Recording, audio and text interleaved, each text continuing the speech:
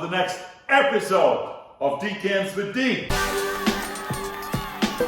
I am your host this afternoon. I am Dietmar Ostermann, and I'm the regular guy from Long Island.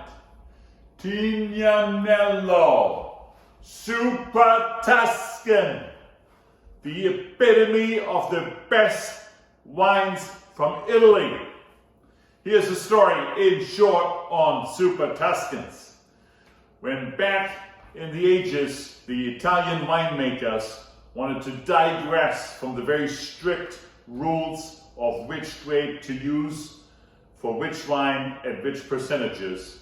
And they wanted to move in some of the grapes like Merlot, Cabernet Sauvignon, Cabernet Franc, or Petit Verdot. That was not allowed.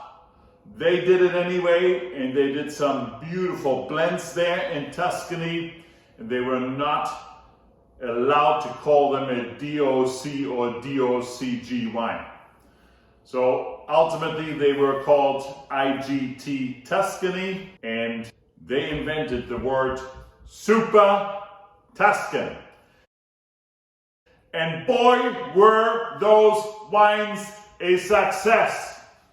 The original four were Tignanello, Sassicaia, Onelaya, and Solaya. Now, two of those fours are in the hands of the legendary Tuscan winemaking family Antinori, both the Tignanello as well as the Solaya. The Sassicaia is in the hands of San Guido, and Onelaya in the hands of also very famous Italian winemaking family Frescobaldi. The Tignanello is a blend of Sangiovese, Cabernet Sauvignon, and Cabernet Franc. Majority of the grape is the Sangiovese, about 80%, Cabernet Sauvignon maybe 15%. The Solaya has a similar composition, both owned by the Antinori house. Tignanello sells for about $150 on average. Solaya is up there in about $400. The Sassicaia and Onelaya are also not cheap. They're more in the $250 to $300 range, but they're more Cabernet based, and they have in Sassicaia Cabernet Sauvignon, Cabernet Franc, and in Onelaya Cabernet Sauvignon, Cabernet Franc, Merlot, and Petit Verdot. So those are blended wines from Tuscany. Most of them, Tignanello, Solaya, made in the Chianti Classico region, Sassicaia and Onelaya, made in the Bulgaria region. Enough of this. Back to Tignanello, back to tasting the 2019. Why is this important? The 2019 is just out. The 2019 was scored wine number 5 in the top 100 list of Wine Spectator. And every year, the Tignanello is scoring high points by the Wine Spectator as well as by the general public in Vivino. 2019 got 96 points by Wine Spectator, 4.6 by Vivino. The 2018 got 96 points as well by Wine Spectator and 4.7 by Vivino. 27 wasn't as high. 16, 15, great years in that region as well. They scored 97 and 96 respectively, and 4.6 both on Vivino. So a high scoring wine, and I want to taste for you how I like the 2019 Tignanello. All right, let's pop this baby open. Tignanello typically, as I mentioned, sells for around $130, $140, $150. At times, when you're lucky at a big box retailer like Total Wine, you may be able to snap a bottle for $130 or below. And if you do that, buy it.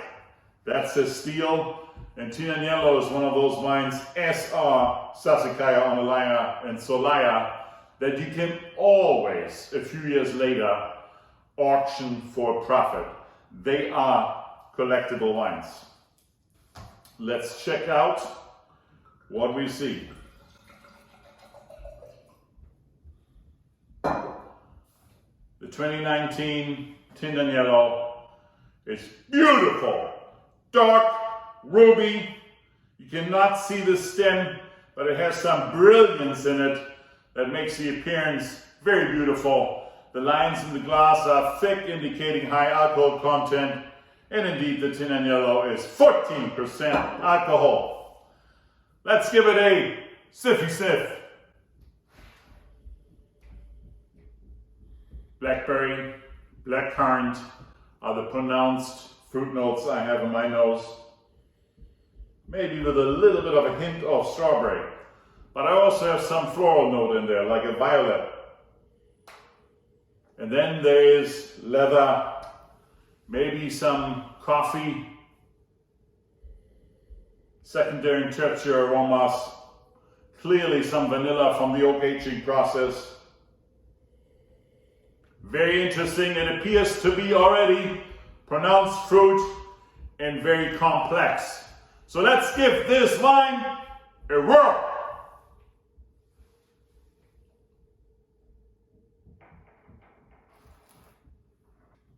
So balanced already, well structured. So this clearly is a wine that, yes, you can drink it today in 2023, but clearly it will be better in 2025 or 2027. This is, from the structure in the mouth, a wine that's built for the ages. I think aging potential clearly 10 to 20 years.